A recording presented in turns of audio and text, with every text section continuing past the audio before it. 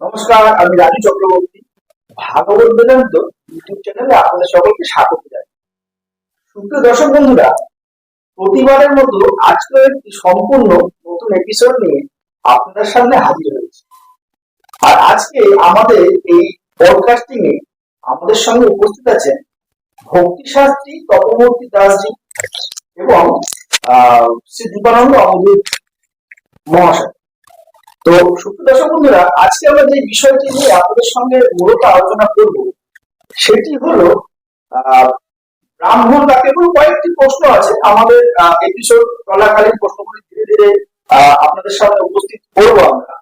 তো আমি এখন প্রথমেই যে বিষয়টি নিয়ে আলোচনা শুরু করতে চাইছি, ভক্তি শাস্ত্রী তপমূর্তি দাসজির কাছে আমরা সরাসরি প্রশ্নটি করবো যে ব্রাহ্মণ কাকে বলে। তো প্রথমে আপনাদের স্বাগত জানাই আমাদের চ্যানেলে। আমাদের চ্যানেলে পরম সৌভাগ্য আপনি আমাদের চ্যানেলে আজকে উপস্থিত হয়েছেন। তো একটি প্রশ্ন আপনাকে প্রথমে করতে চাইছি, এই যে বলা হয় ব্রাহ্মণ জাতি শ্রেষ্ঠ, তো এই ব্রাহ্মণ কাকে বলবো? আমরা সাধারণত ব্রাহ্মণ বলতে বুঝি যিনি ভগবানকে জানেন, ব্রহ্মকে জানেন। আমরা সাধারণত জন্মগ্রহণ করি তখন আমরা প্রত্যেকেই শূদ্র, এবং আমরা এরপরে আমরা 5 বছর, 7 বছর, 9 বছর, 11 বছরে আমরা উপনয়ন গ্রহণ করি, তখন বলা হয় দ্বিজ। এবং এরপরে যখন বেদজ্ঞের অধীনে থেকে আমরা বেদ অধ্যয়ন করি তখন আমাদের বলা হয় বিপ্র, এবং যখন আমরা ভগবানকে জানতে পারি তখন আমাদের ব্রাহ্মণ বলা হয়। তাই ব্রাহ্মণ সম্পর্কে আমাদের ধারণাটা আর একটু উঁচু স্তরে নিয়ে যেতে হবে, কারণ আমরা ব্রাহ্মণ সম্পর্কে বুঝি যে যারা জন্ম গ্রহণ করে কোনো ব্রাহ্মণ কুলে তাদের ব্রাহ্মণ বলে জানি, কিন্তু আমরা অধিকাংশ সময় দেখতে পাচ্ছি তারা দ্বিজবন্ধু হয়ে অবস্থান করছে। কারণ বলছে জন্মনাং জায়তে শূদ্র সংস্কারণং দ্বিজোচ্যতে বেদ পাঠে ভবেদ বিপ্র ব্রহ্ম জানাতি ব্রাহ্মণ। অর্থাৎ আমাদের যখন উপনয়ন হচ্ছে সেই অবস্থা গ্রহণ করেই আমরা কিন্তু ভাবছি আমরা ব্রাহ্মণ হয়ে গেছি, আসলে আমরা ভগবানকে জানতে পারছি না আর বেদকে জানতেই পারছি না। এখানে প্রশ্ন বলবো আপনাকে, দ্বিজবন্ধু যে আপনি কথাটি উল্লেখ করেন, এই দ্বিজবন্ধু বিষয়টি পরিষ্কার করে বলেন। আমরা সাধারণত দেখতে পাই এই দ্বিজবন্ধু শব্দটা শ্রীমদ ভাগবতমে আমরা দেখতে পাই। যখন আর কি শ্রীকৃষ্ণ দ্বৈপায়ন বেদব্যাস তিনি তার গুরুদেব দেবশ্রী নারদের সাথে কথোপকথন বলছিলেন, সেই সময় তিনি বলছিলেন আমি বেদকে বিভাজন করেছি এবং 4টি বেদ, এবং 5ম বেদ মহাভারত আমি রচনা করেছি। আর কাদের জন্য? দ্বিজবন্ধু, নারী এবং শূদ্রদের জন্য।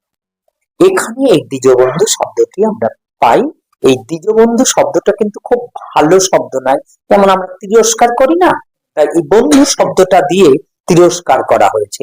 অর্থাৎ যারা ব্রাহ্মণত্ব প্রাপ্ত হওয়ার জন্য উপনয়ন গ্রহণ করলেন, দ্বিজত্ব প্রাপ্ত হলো, দ্বিতীয়বার তার জন্ম হলো, সে কেন বেদ অধ্যয়ন করবে না? সে কেন ভগবানকে জানবে না? তাই এই যে না জানার যে অপরাধ এবং বেদ না জানার অপরাধ, এই জন্য শ্রীকৃষ্ণ দ্বৈপায়ন বেদব্যাস তাদের দ্বিজ বন্ধু বলে তাকে তিরস্কার করেছেন। এটা একটা তিরস্কৃত একটা শব্দ। এইখানে একটি প্রশ্ন এসে যাচ্ছে, তো আপনি বললেন যে ভগবানকে জানলে সে ব্রাহ্মণ। তো আমাদের হিন্দু ধর্মে কোথাও জাতি প্রধান। তো ধরুন একটি শূদ্র বংশে জন্ম নেওয়া শিশু যদি ভগবানকে জানার জন্য উদ্যমী হয়, যদি জানে ভগবান, সে কি ব্রাহ্মণ হতে পারে? খুব ভালো প্রশ্ন। এই বিষয়টা বর্তমানে বিশেষ করে কলিযুগে প্রতিটি মানুষের হৃদয়ের মধ্যে একটি কথা আছে, সব মানুষের সমান। তাহলে কেন এ ব্রাহ্মণ, এ ক্ষত্রিয়, এ বৈশ্য, এ শূদ্র বা এ কায়স্থ, এরকম বিভিন্ন বর্ণের কথা বলছে, এবং তাতে অনেকে দুঃখ পায়, কষ্ট পায়। বিষয়টি এইভাবে আমাদের ভাবা দরকার যে আমরা যখন ভগবানের মুখস্থিত বাণী শ্রীমদ ভগবত গীতা আমরা পাবো, তখন ভগবান বলল চতুর্বর্ণ ময়াং সৃষ্টং গুণ কর্ম বিভাগস্য। গুণ এবং কর্ম অনুসারে যদি কোনো শূদ্র সমাজেরও কোনো একটি সন্তান সে যদি ব্রাহ্মণত্ব প্রাপ্ত হয় অর্থাৎ ভগবানকে জানতে পারে, অবশ্যই তাকে ব্রাহ্মণ বলে গ্রহণ করা যেতে পারে। এবং তবে একটি কথা, আমাদের মধ্যে একটা অহংকার খানিকটা আছে, বিশেষ করে যাদের গোত্র আছে। গোত্র থাকা মানেই হচ্ছে তারা কিন্তু ব্রাহ্মণ সন্তান, এটা কিন্তু আগে মাথা মধ্যে রাখতে হবে। তো আমরা দেখি প্রত্যেকটি মানুষেরই গোত্র রয়েছে। ঠিক তাই, আপনারা ভালো করে খেয়াল করে দেখবেন, সকলকে বলবো এটা ভালো করে অনুধাবন করতে, কিন্তু অনুধাবনীয় বিষয়। দেখবেন যখন আমাদের পিতামাতা দেহ ত্যাগ করে, যাদের গোত্র আছে তারা কি করে, 11 দিন বা 13 দিন বা 15 দিন বা 18 দিন বা কেউ কেউ 1 মাস তারা কি করে, তারা আর কি পালন করে, গুরুদশা পালন করে। এই গুরুদশা পালন করবার প্রথম দিবস অর্থাৎ যেদিনকে তিনি অন্ত্যেষ্টি ক্রিয়া করলেন তার পিতামাতার, তারপরে তার আত্মীয় স্বজনেরা তার কি করে, তাকে একটা অবিধি মতে উপনয়ন দিয়ে দেয়, যেটাকে ধরা বলা হয়। হ্যাঁ, অনেক ব্রাহ্মণ সমাজে অনেকে যারা বোঝেন না তারা কি করে, উপনয়নটাও থাকলো, পৈতেও থাকলো, আবার তার সাথে ধরাটাও নেয়। এটা খুব কষ্টদায়ক ব্যাপার। এটা একটা বিষয়। আরেকটি বিষয় হচ্ছে যে তাহলে এই যে উপনয়নটা যখন এলো, এই কিভাবে এলো? আসলে এই সব সমাজের মানুষেরা বিভিন্ন কর্মে যুক্ত হয়ে গেলেন, আর কর্মে যুক্ত হয়ে যাওয়ার ফলে তারা কি করলেন, সমাজপতিদের কাছে যেয়ে বললেন, হে সমাজপতিগণ, আমাদের এই উপনয়ন নিয়ে আমরা যে কর্মে ব্যস্ত, এই উপনয়ন আমরা কাছে রাখতে পারবো না।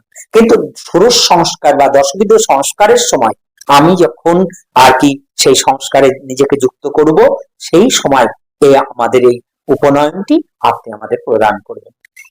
এই সময় আমার যখন পিতামাতা দেহত্যাগ করলেন, ওই সময় এখন আর বর্তমানে কোথায় সেই সমাজপতি নেই, তাই ভাগ্নে, ভগ্নিপতি, মামা, শ্যালক, এরাই মূলত আমরা দেখতে পাই যে উপনয়ন আর কি নামক যেটি, সেটা কাপড় কেটে ওটা দিয়ে দিচ্ছে। আর যেহেতু উপনয়ন নেওয়ার অভিজ্ঞতা নেই, আপনার কি বলা যেতে পারে, মানে অভিজ্ঞতা নেই বা আমার কোনো ধারণা নেই, তাই কি করছে, একটা লোহা ওর মধ্যে দিয়ে দিচ্ছে, কারণ আমি বুঝতে পারছি যে আমার কাছে একটা কিছু আছে, এবং ওটা আর কিছু নয়, ওটা হচ্ছে পৈতা বলে আমরা ভেবে নিতে পারি। এবং ওই পৈতা থাকার ফলে কি হচ্ছে, সে কিন্তু গুরুদশাগ্রস্ত অবস্থায় সে ব্রাহ্মণোচিত যে আচরণ সম্পূর্ণটাই করছে। সে কি করছে, এক বস্ত্রে থাকছে, সে কিন্তু সেই সময় কোনো দেবদেবীর পুজো করছে না। ব্রাহ্মণের কাজ কখনো দেবদেবীর পুজো করা নয়, সে একমাত্র শ্রীহরি শ্রী বিষ্ণুরই সেবা করবে। তাই তিনি কি করছেন, একটা সুন্দর মৃত্তিকা পাত্রে তিনি রন্ধন করছেন। হ্যাঁ, আতপ তন্ডুল, তাই তো, কদলি, তারপর হচ্ছে আলু এবং সন্দক লবণ, ঘৃত, এই দিয়ে তিনি কলা গাছের যে পত্র আছে সেই পত্রের অগ্রভাগে, হ্যাঁ, একমাত্র পুণ্ডরীকাক্ষ এই কলা পাতার অগ্রভাগে গ্রহণ করেন। তো সেখানে ওটা ঢেলে দিচ্ছে, ঢেলে দিয়ে যেটা করা উচিত অনেকে করে না, এটা আমার খুব দুঃখ লাগে যে সবার কাছে এটা পৌঁছে দিতে হবে এই মেসেজটি, যে হাত জোর করে অবিধি মতে ভগবানকে আহ্বান করবেন, হে ভগবান এটি গ্রহণ করুন। একটা মাটির পাত্রে জল থাকবে, তুলসী দেবে, এবং সেই জলেও তুলসী দেবে, অবিধি মতে ভগবানকে বলবেন, হে ভগবান আপনি এটা গ্রহণ করুন। গ্রহণ করলো, এবং তারপরে অর্ধেক তিনি গ্রহণ করবেন আর অর্ধেক তার ধর্মপত্নী গ্রহণ করবেন। ফলে এই যে যিনি অন্য সম্প্রদায়ভুক্ত তিনিও ব্রাহ্মণ, অন্তত যাদের গোত্র আছে, এর দ্বারা প্রমাণিত হয়। এবং আমাদের মধ্যযুগে যেটা ঘটেছে সেটা হচ্ছে ব্রাহ্মণের সন্তান ব্রাহ্মণের সুবিধা কি, কমনমূল্যটা কাছে থাকলো, সমস্ত যে শিক্ষা আচারটা এটা কাছে থাকলো। এই জায়গাটায় একটা গোয়ালার পুত্র গোয়ালা হলে একটু সুবিধা হয়, একজন কৃষকের পুত্র কৃষক হলে সুবিধা হয়, তাই তো নাকি? একজন করণিকের পুত্র করণিক হলে একটু সুবিধা হয়। এই সুবিধার্থে মধ্যযুগে যখন বিভিন্ন ঘটনা ঘটছিল, সেই সময় এই ঘটনাটা ঘটিয়ে দেখার চেষ্টা করছিল সমাজপতিগণ, তাতে সমাজের মঙ্গল হয় কিনা। কিন্তু বাস্তবিক পক্ষে মঙ্গল হয়নি। কলিযুগ আরো বেশি করে কলিযুগে প্রতিপন্ন হয়েছে। তাই আমাদের যেটা করতে হবে, ব্রাহ্মণ সমাজের যারা সন্তান ব্রাহ্মণ বলে দাবি করতে চান, তাদের প্রকৃত ব্রহ্ম বা জ্ঞান তাদের লাভ করতে হবে এবং ভগবানকে যথাযথভাবেই জানতে হবে। তাহলে শুধু ব্রাহ্মণ সন্তান কেন, অন্য সন্তানেরাও তারা জানার অধিকারী। তাই প্রত্যেকেরই এই অধিকার রয়েছে তার ব্রহ্ম জ্ঞান লাভ করার এবং ভগবানকে জানবার। তো শুধু দর্শক বন্ধুরা, আজকে একটি বিষয় আমরা হয়তো কিছুটা পরিষ্কার হতে পারবো, যে ব্রাহ্মণ কুলে জন্মগ্রহণ করলে ব্রাহ্মণ হয় না, আবার কেউ শূদ্র কুলে জন্মগ্রহণ করলে সে কিন্তু শূদ্র হলো না। তো ভক্তি শাস্ত্রী তপবর্তী দাস দিকে আমার অসংখ্য ধন্যবাদ এই প্রশ্নের উত্তরটি দেওয়ার জন্য। তো আপনার কাছ থেকে আমরা আরো কিছু জানার চেষ্টা করবো। তো তার আগে পৌঁছে যাই আমাদের দীপানন্দ অবধূত মহাশয়ের কাছে। তো একটি প্রশ্ন আমি আপনাকে করতে চাইছি। আমরা দাবি করি যারা হিন্দু ধর্ম অনুসারী তারা কিন্তু আমাদের নিজেদেরকে সনাতনী হিসেবে দাবি করি। তো একটি কথা হলো, পৃথিবীতে যত ধর্ম আছে, মুসলিম আছে, খ্রিস্টান আছে, প্রত্যেকেরই কিন্তু ধর্মের একটি নাম। মুসলিম মানে সে ইসলাম অনুসারী, সে মুসলিম। খ্রিস্টান সে খ্রিস্টান অনুসারী, সে খ্রিস্টান। কিন্তু আমরা কেউ কেউ বলছি আমরা হিন্দু, কেউ কেউ বলছি আমরা সনাতনী। তো আসল শব্দটা আচ্ছা, হিন্দু না সনাতন? এই বিষয়ে বলতে গেলে প্রথমে আমাদের শব্দ তিনটের মানে একটু আলোচনা করতে হবে। প্রথম হচ্ছে ধর্ম বলতে আমরা কি বুঝি। ধর্ম বলতে যদি আমরা রিলিজিয়ান অর্থাৎ ফেথ, কোন একটা বিশেষ দেইটিতে ফেথ, যেমন রিলিজিয়ান, মনোথেইজম মানে ক্রিশ্চিয়ান, তাদের ফেথ বা বিশ্বাস যে জিসাস ক্রাইস্ট হচ্ছে the living image of God। ইসলাম তো রিলিজিয়ন, তাদের বিশ্বাস যে আল্লাহ is the creator of this universe. এবার যদি ধর্ম বিষয়ে আমরা আসি, বৌদ্ধ ধর্ম, তাই তো সেখানে তো ক্রিয়েটারও নেই, আত্মা অনাদি অনন্ত আত্মার বৈশিষ্ট্য প্রভু বলছে বৌদ্ধ ধর্ম। জৈন ধর্ম, সেখানে অসংখ্য অনুসদৃশ সূক্ষ্ম আত্মার তত্ত্ব রয়েছে, ইটারনাল, তারাও বলছে ধর্ম, সেখানেও ক্রিয়েটরের কনসেপ্ট। আমি যদি উপনিষদে আসি, সেখানে সৃষ্টি হইতে ভিন্ন স্রষ্টার কোনো কনসেপ্ট নেই। যদি ভাগবতমে আসি, সেখানেও আমরা পাবো ভাগবতম দশম স্কন্ধে এই যে রিলিজিয়নের যারা অনুগামী তারা একজন সত্তায় বিশ্বাস করতে হবে। প্রথম আমাদের শুরু হচ্ছে জিজ্ঞাসা থেকে। ব্রহ্মসূত্র, ভগবদ গীতা, শ্রীমদ ভাগবতম, সব জায়গাতেই জিজ্ঞাসা। ব্রহ্মসূত্রের প্রথম সূত্র হচ্ছে অর্থাৎ ব্রহ্ম জিজ্ঞাসা। ভাগবতমের প্রশ্ন উত্তর, পরীক্ষিত মহারাজ সুখদেব গোস্বামী প্রশ্ন উত্তর, ভগবদ গীতা প্রশ্ন উত্তর, উপনিষদের প্রশ্ন উত্তর। প্রথমে আপনাকে বলছে না যে ধরে নিন একজন স্রষ্টা আছে, আপনি কোন বিশ্বাস থেকে শুরু হচ্ছে না, শুরু হচ্ছে কোয়েশ্চেনিং অ্যাবাউট হোয়াট। জৈন ধর্ম, বৌদ্ধ ধর্ম, যেটাকে আমরা সনাতনী বলছি, শিখ ধর্ম, অ্যাবাউট দুঃখ থেকে পরিত্রাণের উপায়। এটা গেল প্রথম পার্থক্য রিলিজিয়ানের সাথে ভারতীয় যে সমস্ত মতবাদ রয়েছে তাদের। একজন চারবাক দর্শনের অনুগামী, সেও হিন্দু, কেন না সে তো বিশ্বাস করে না, আফটার লাইফেই সে বিশ্বাস করে, তথাপি তাকে হিন্দু বলছে। এবার হিন্দু শব্দের উৎপত্তি কোথা থেকে হলো যদি আমরা বলি, দুটি প্রচলিত মত আছে। রামভদ্রাচার্য মানে প্রমাণ করেছেন বৈদিক কিছু শাস্ত্র থেকে যে হিন্দু শব্দটা শাস্ত্রের মধ্যে আছে। অন্য আরেকটি মত হচ্ছে যে পারসিকরা যখন ইসলাম ধর্মে কনভার্ট হল, তারা ভারতে যখন আসে, তারা যেহেতু স উচ্চারণ করতে পারে না, এর বদলে হ উচ্চারণ করে, সিন্ধু থেকে হিন্দু শব্দটি এসেছে। আরেকটি মতবাদ যেটি আমি খুব কম মানুষের কাছে শুনেছি, কিন্তু এই মতবাদটিও মানে ফেলে দেওয়ার মতো না, অহোম রাজা যারা অসমীয়া, ওরাও দন্তের সাথে হ বলতে পারে। মহাভারতের কালখণ্ডে মহারাজা যুধিষ্ঠিরের সাথে, এটা লোককথা, কিন্তু এটা শাস্ত্রের কথা নয়, আগে বলি লোককথা। মহাভারতের কালখণ্ডে এই যে মণিপুরি মেইতেই কমিউনিটি যারা রয়েছে না, ওরা কিন্তু কৃষ্ণ ভক্ত, 5000 বছর ধরে কৃষ্ণ ভক্ত। তো ওরা যখন যখন এসেছিল মহাভারতে যুধিষ্ঠির মহারাজের সাথে পক্ষে যুদ্ধ করার জন্য, তখন ওই সিন্ধু শব্দটি ওই হিন্দু হয়েছে। এবার এর এক্সাক্ট রুট কি পারসিকদের কারণে হয়েছে, না অসম যে অহমীয়া রাজাদের কারণে হয়েছে, এ বিষয়ে বহু দ্বিমত আছে।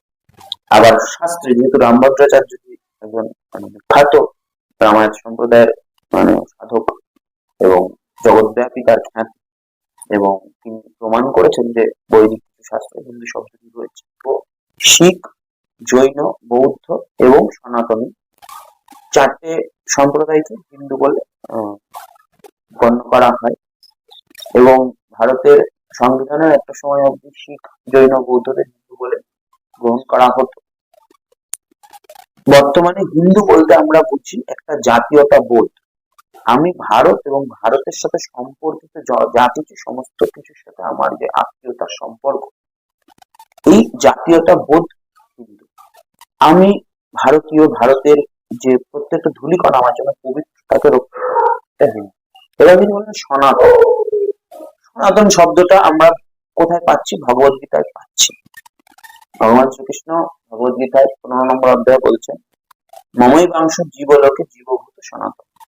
জীব পরমাত্মার সনাতন অংশ। এই যে দর্শন, এই দর্শনের যারা অনুগামী তারা সনাতন ধর্মী। সে শৈব যদি হয়, শৈব মতেও সর্বব্যাপ্ত পরমাত্মার রিফ্লেকশন জীবতত্ত্ব। শাস্ত্র মতেও তাই, সর্বব্যাপ্ত এক তত্ত্বের রিফ্লেকশন। বৈষ্ণব মতেও তাই। বা সনাতনী বলতে আমরা যে গানপত্য শৌর্য, সেখানে মূল দর্শনগত খুব একটা পার্থক্য তো নেই। সনাতন বলতে শাশ্বত সত্তার অস্তিত্ব স্বীকারকারী, যারা শাশ্বত সত্তাকে স্বীকার করে, স্বীকৃতি দেয়, তারা সনাতন। বৌদ্ধরা তো শাশ্বত সত্তার অস্তিত্ব স্বীকৃতি দেয় না, তারা শূন্যবাদী। তথাপি তাদেরকে হিন্দু হিসেবে একটা স্বীকৃতি দেওয়ার বিষয় রয়েছে, যেহেতু তাদের জন্ম, তাদের পুণ্যভূমি ভারত। প্রত্যেকটা বৌদ্ধ পুণ্যভূমি ভারত, জৈনদের পুণ্যভূমি ভারত, শিখদের পুণ্যভূমি ভারত। সে অর্থে হিন্দু শব্দটা একটু ব্যাপক অর্থে ব্যবহার হয়।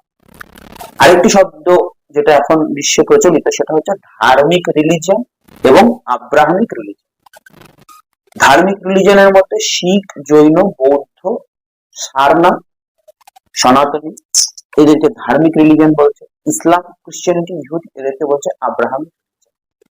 তো এই মোটামুটি গেল হিন্দু এবং সনাতনী বিষয়, ওভারল্যাপিং বিষয়। আমি সনাতনী আমার দর্শনে, আমি হিন্দু আমার জাতীয়তাবোধ। তো আমি এই প্রশ্নটি ভক্তিশাস্ত্রী তপমূর্তি দাস করতে চাইছি যে হিন্দু এবং সনাতন কি বলবো? আমরা মূলত দেখতে পাই হিন্দু শব্দটা আপনার চন্দ্র এই শব্দটা থেকে এসছে। আপনারা জানেন সূর্য এবং চন্দ্র, এদের বাদ দিয়ে তো আমাদের জীবন কখনোই নয়, তাই না? তো সেখানে দাঁড়িয়ে হিন্দু শব্দটা এসে চন্দ্র থেকে, তাই চন্দ্রবংশীয়দের হিন্দু বংশধর বলা হয়। আর একটি কথা হচ্ছে সনাতন ধর্ম। সনাতন মানে শাশ্বত, শাশ্বত শব্দটা থেকে সনাতন শব্দটা এসছে। তো শাশ্বত যে ধর্ম, যে ধর্ম প্রতিটি জীবের জন্য, প্রতিটি মানবের জন্য, সেই ধর্মকেই সনাতন ধর্ম বলা হয়েছে। এই ধর্মের কোথাও কিন্তু বলা হয়নি যে কোনো একটা সংকীর্ণ কোনো গণ্ডির মধ্যে আবদ্ধ কিছু মানুষের জন্য বা কিছু প্রাণীর জন্য বোধহয় এই ধর্ম, না, এরকম নয়। আমাদের এই ধর্মটি সকলের জন্য।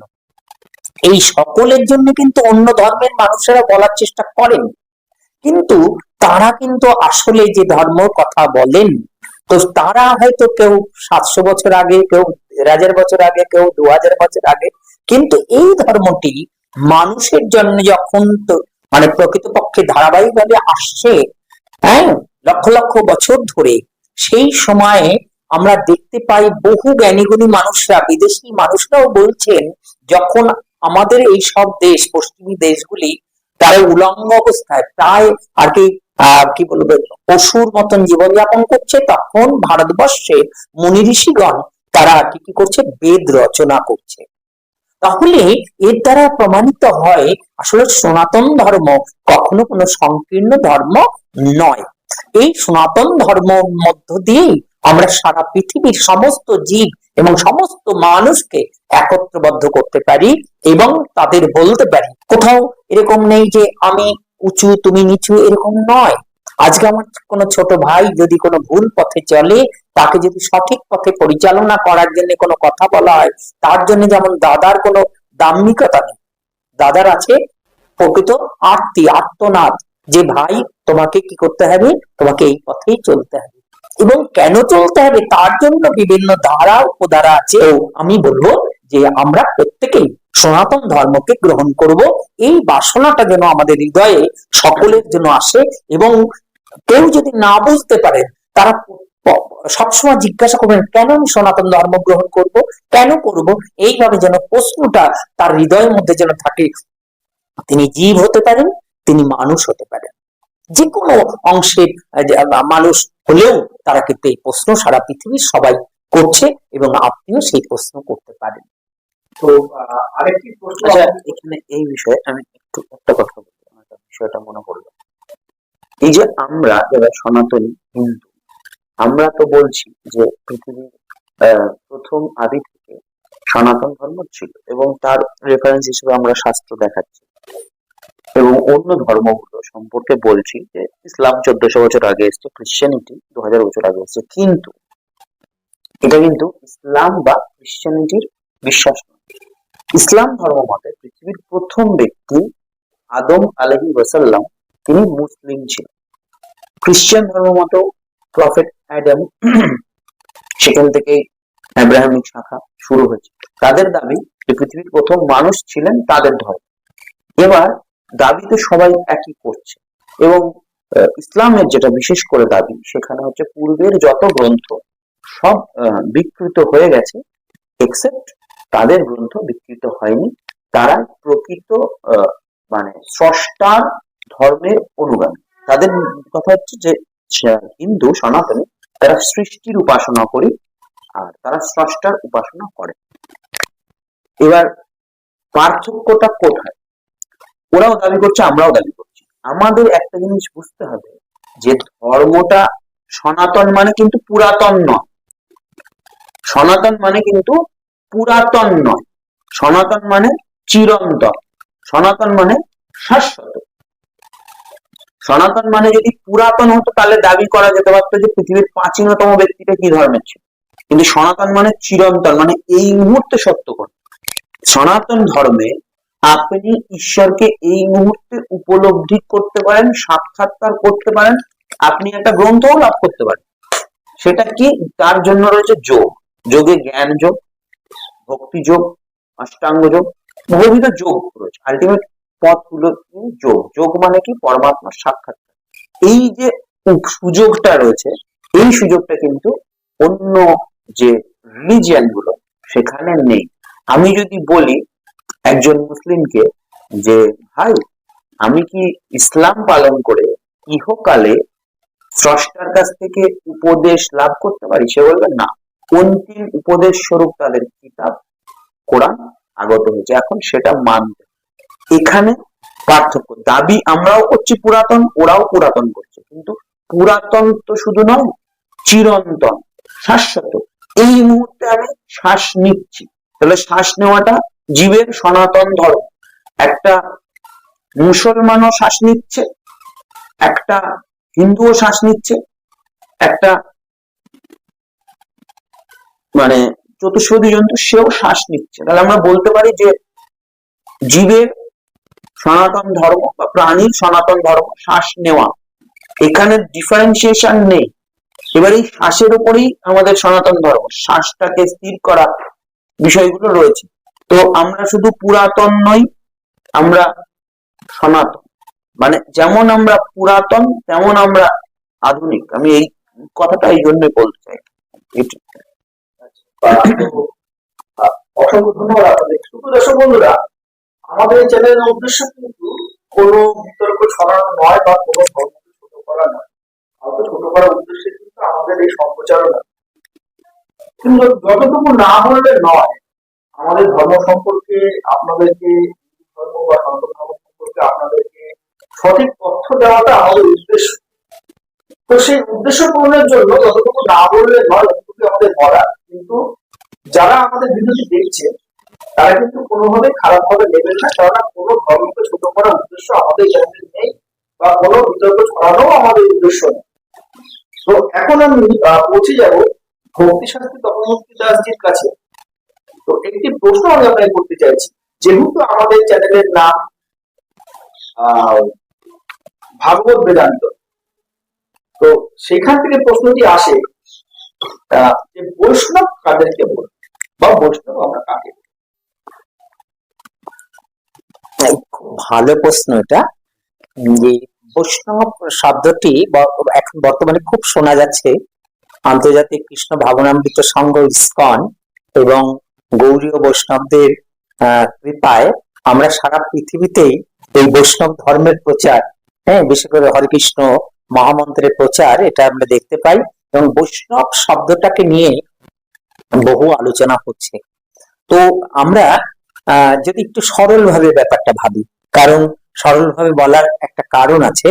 কারণ হচ্ছে মানুষ জটিল কোনো কথা জটিল ভাবে যদি গ্রহণ করে ফেলে, তাহলে তার হয়তো প্রয়োজনীয় কথাটা কিন্তু সে বুঝবে না।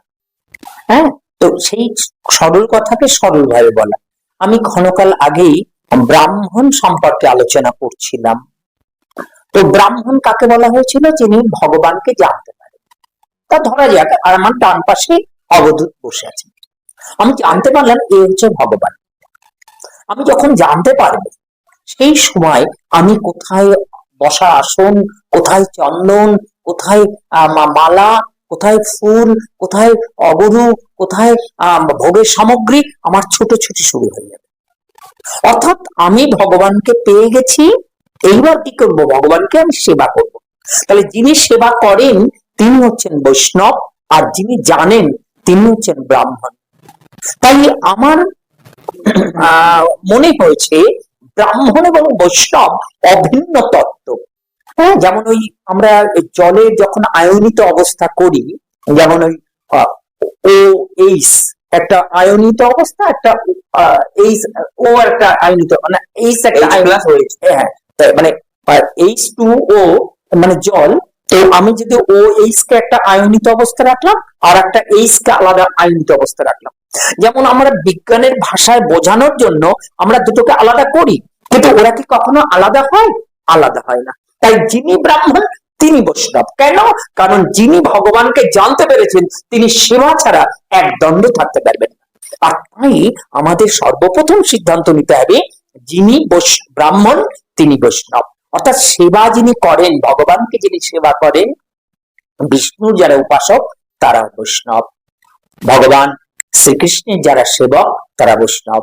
তাহলে আমরা ব্রাহ্মণ কাকে বললাম? যিনি ভগবানকে জানতে পেরেছেন। তাহলে যিনি বিষ্ণুকে জানতে পেরেছেন তিনি ব্রাহ্মণ, আর ভগবানকে জানার সাথে সাথেই তার কি অবস্থা হবে? সেবা কার্যের প্রতি আসক্তি আসবে, তো না? তাই এই আসক্তি আসলেই তাকে বৈষ্ণব বলবে। তাই দেখবেন একটা কথা কিন্তু খুব বলা আছে যে ব্রাহ্মণের কপালে তিলক নাই, তা শ্মশান তুল্য। তো এই যে শ্মশান তুল্য শব্দটা আমরা ব্যবহার করি কেন? কারণ বৈষ্ণব শব্দটার মানে হচ্ছে তিনি সেবক, তিনি ভক্ত। তাহলে ভক্ত মানে সেবা যিনি করেন ভগবানের। তাই সেবক হলে তার কি হবে? তার চিহ্ন থাকা উচিত। যেমন একটা সধবা নারী, তার স্বামী আছে, স্বামী সেবা করে, তার একটা তিলক থাকে না, সিঁদুর নামক তিলক। তদ্রূপ আমাদেরও কিন্তু একটা এরকম তিলক থাকা প্রয়োজন আছে। কেন? কারণ হচ্ছে আবার অনেকে আছে যেমন অবধূত, আর কি তিনি তিলক ধারণ করেননি, তার যে গুরু পরম্পরা, কেন করেননি? কারণ তিনি জল তিলক ব্যবহার করেন। তিলক ধারণ বিধিটা সম্পর্কে একদিন আমরা পূর্ণাঙ্গ আলোচনা করব পরবর্তীকালে কোনো জায়গায়, তখন আপনারা বুঝতে পারবেন দ্বাদশ অঙ্গের তিলক ধারণ কত গুরুত্বপূর্ণ বিষয়। এবং যারা ধর্ম মানে না, ভগবান মানে না, তাদেরও ক্ষেত্রে কিন্তু এই তিলক ধারণ খুবই গুরুত্বপূর্ণ। তাই আমাদের প্রত্যেকেরই উচিত এই সব বিষয়গুলোকে বিজ্ঞান দিয়ে এবং দার্শনিকতা দিয়ে, ধর্ম দিয়ে আমাদের সমস্ত কিছু সম্পৃক্ত করা। যে কথা সত্য তাকে যেভাবেই হোক না কেন আপনার কিন্তু মিথ্যা প্রমাণ করা যাবে না। তাই আমাদের অবশ্যই উচিত সত্যতে উপনীত হওয়া। কোন রকম প্ররোচনামূলক কোনো কথা, যে কথা আজকে ঠিক আছে কালকে ঠিক থাকবে না, সেটা মানে মলযুক্ত ত্রুটিযুক্ত কথা। তাই অবল যে পুরাণ শ্রীমদ্ ভাগবতম, তাকে কেন্দ্র করে যদি কোনো কথা বলা হয়, সেই কথা আজকেও যেমন ঠিক, 5 লক্ষ বছর পরেও তা। 2 আর 3 যোগ করলে যেমন 5 হয়, তেমন এইরকম একটি বিষয়। তো আরেকটি বিষয় আপনার কাছে আমি জানতে চাইছি, তো জগতের তো শ্রেষ্ঠ জীব মানুষকে ধরা, মানুষ জগতের শ্রেষ্ঠ জীব।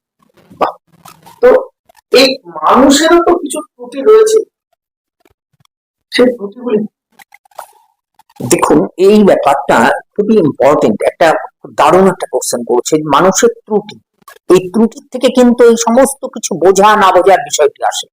তো সেখানে সর্বপ্রথম আমাদের দেখব যে জীবের 5টি চেতনা আছে, 5টি চেতনা। তো একটা হচ্ছে আচ্ছাদিত চেতনা, একটা হচ্ছে সংকুচিত চেতনা, একটা হচ্ছে মুকুলিত চেতনা, একটা হচ্ছে বিকশিত চেতনা, একটা হচ্ছে পূর্ণ বিকশিত চেতনা। তো বলছে আচ্ছাদিত চেতনা কাদের? বৃক্ষ আদিতে যে চেতনা থাকে তাকে আচ্ছাদিত চেতনা, এই গাছপালার মধ্যে যে চেতনা আছে, কিন্তু চেতনা আছে। হ্যাঁ, আমাদের জগদীশ চন্দ্র বসু তিনি আর কি আবিষ্কার করেছেন যে গাছেরও প্রাণ আছে, তাহলে তার চেতনা আছে। এখন তো আবার এটাও আবিষ্কার হচ্ছে গাছের ব্যথা বেদনাও আছে। একদম ঠিক, এবং কষ্ট পায়। হ্যাঁ, আচ্ছা, তারপর কি সংকুচিত চেতনা? পশু পাখিদের মধ্যে যে চেতনা, তাকে সংকুচিত চেতনা বলা হয়। তারা নির্দিষ্ট কতগুলো বিষয় খুব ভালো বোঝে। হ্যাঁ, দেখবেন ভূমিকম্প আমরা বুঝি না, কিন্তু পিপিলিকারা ভূমিকম্প বোঝে, তাই তো? এরকম অনেক বিষয় আছে।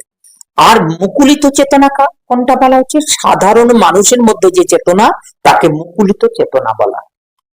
এবং বিকশিত চেতনা কাকে বলা হচ্ছে? বলছে মানুষের মধ্যে যারা ভগবত ভজনে নিযুক্ত, তাদের যে চেতনা, তাকে বিকশিত চেতনা বলা হচ্ছে। তাহলে বলছে যে এই চেতনা কাকে বলছে?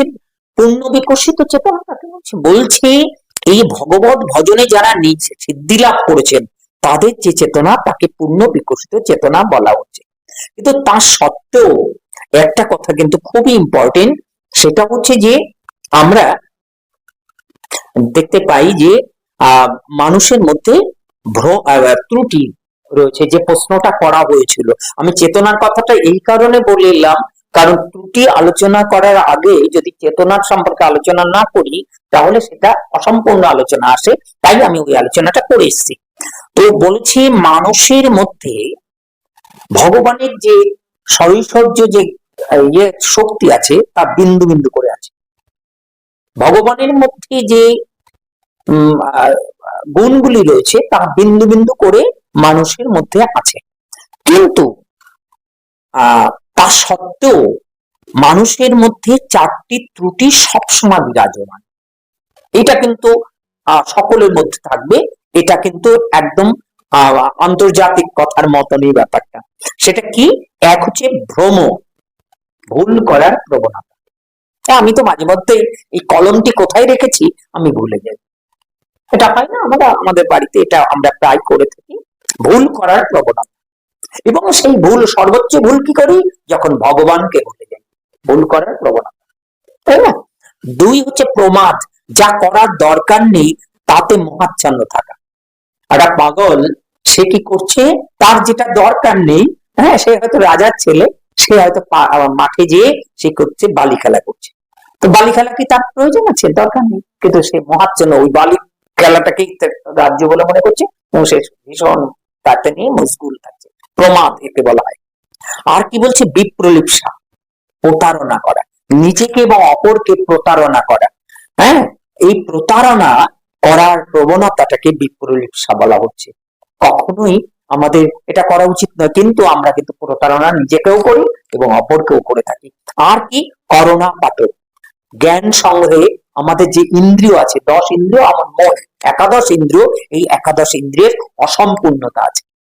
তাহলে এই অসম্পূর্ণতা দূর হবে কেমন করে? এই ভ্রম, প্রমাদ, বিপ্রলিপ্সা এবং করুণাপাতকের হাত থেকে আমরা রক্ষা পাবো কেমন করে? বলছে, যদি কিনা আমরা তো কেউ সম্পূর্ণ নই, তাহলে আমার পাশে অবধূত আছেন, সেই অবধূতের যে যে গুণাবলীগুলো রয়েছে সেই গুণাবলীগুলোকে আমি যদি অভ্যাস করি, তাহলে সেই অভ্যাসের ফলে আমি কি হব, সাধারণত আমি কিন্তু সমৃদ্ধ হব। তখন অভ্যাসের ফলে আমার যে ত্রুটিগুলো, এই ত্রুটিগুলো আসবে না।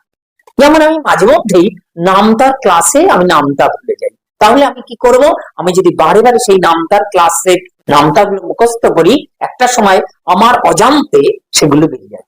আমরা বহু মন্ত্র জানি, যে মন্ত্রগুলো কিন্তু বিশ্বাস করুন, আমাকে যদি হঠাৎই জিজ্ঞাসা করা যায় পারবো না, কিন্তু যদি কিনা আমাকে যদি কোনো একটা নির্দিষ্ট আসনে বসিয়ে আমাকে যদি সেই রকম একটা পরিস্থিতিতে ফেলে দেওয়া যায়, আপনা থেকে সেগুলি বেরিয়ে আসে।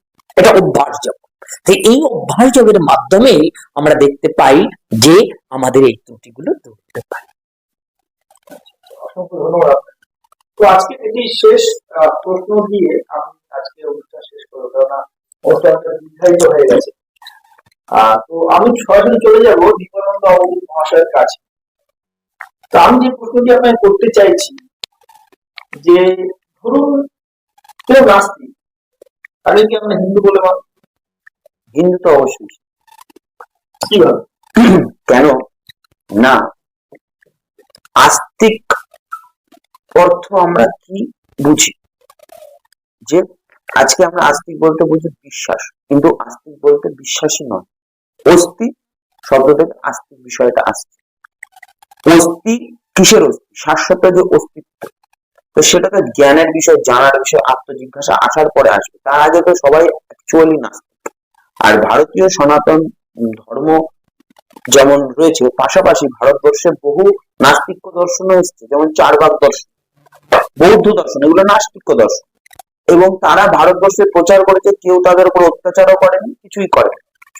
তো যে চারবাক দর্শনের অনুগামী, বাংলাদেশে আমার অনেক বন্ধু আছে, তারা চারবাক দর্শনের অনুগামী। তারা তো অহিন্দু নয়, কারণ তার পুণ্যভূমি এবং পিতৃভূমি সবই ভারত। চারবাক যে ঋষি, আমরা তাকে ঋষি বলে মানছি, তো সে তো ভারতবর্ষে জন্মেছে।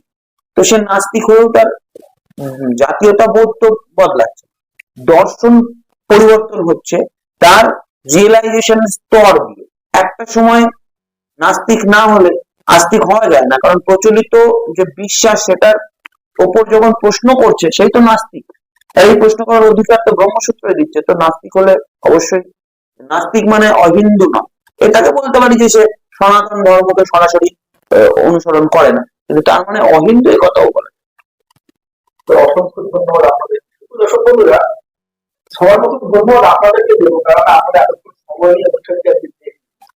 তো আমাদের যেটা মূল উদ্দেশ্য, সেটি হলো ভাগবতের প্রচার এবং প্রসার, এবং মানুষের মধ্যে সঠিক তথ্যটা পৌঁছে দেওয়া।